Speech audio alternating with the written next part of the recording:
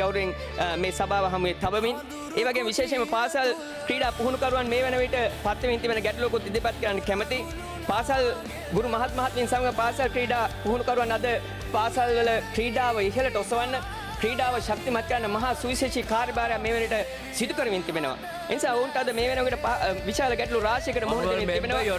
දැන් ඔවුන්ගේ සේවා කාලය වසර 5ක් පමණ ගෙවි තිබුණත් ගරු නියෝජ්‍ය කතානායකතුමනි පත්වීම තම ඉස්තිර කළ නැහැ. මේ නිසා ඔවුන්ගේ වෘත්තීය සුරක්ෂා පිළිබඳව ගැටලු මතුවලා තිබෙනවා.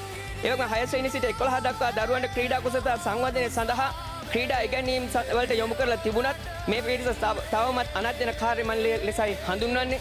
ඒ වගේම ගරු නියෝජ්‍ය කතානායකතුමනි ඔවුන්ගේ කාර්යක්ෂමතා කඩයිම් සඳහා පවත්වනු ලබන විභාග කොටස් 3න් 2ක්ම ඔවුන්ගේ විෂයට අනුකූල නොවන කොටස් ශේෂ වලින් තමයි හදලා තිබෙන්නේ නියෝජ්‍ය කතානායකතුමනි. ඒ නිසා මම ඔබතුමාගෙන් ඉල්ලීමක් කරනවා ඔවුන්ට ඔවුන්ගේ රැකියාවේ ඉහළට යන ක්‍රමවේදිකුත් නැහැ. ඒ නිසා මම විශේෂයෙන්ම ක්‍රීඩා ඇමතිතුමාගේ අධ්‍යාපන ඇමතිතුමගෙන් ඉල්ලීමක් කරනවා මේ පිළිබඳව ඔබ ආණ්ඩුවේ අවධානය යොමු කළා පාසල් ක්‍රීඩා පුහුණුකරුවන්ගේ ගැටලුවත් නිරාකරණය කරන්න කියන ගෞරවනීය ඉල්ලීමක් කරමින් අවස්ථාව ලබා දීම පිළිබඳව ඔබතුමාට ස්තුතිවන්ත වෙමින් මම නිරේන බොමිස්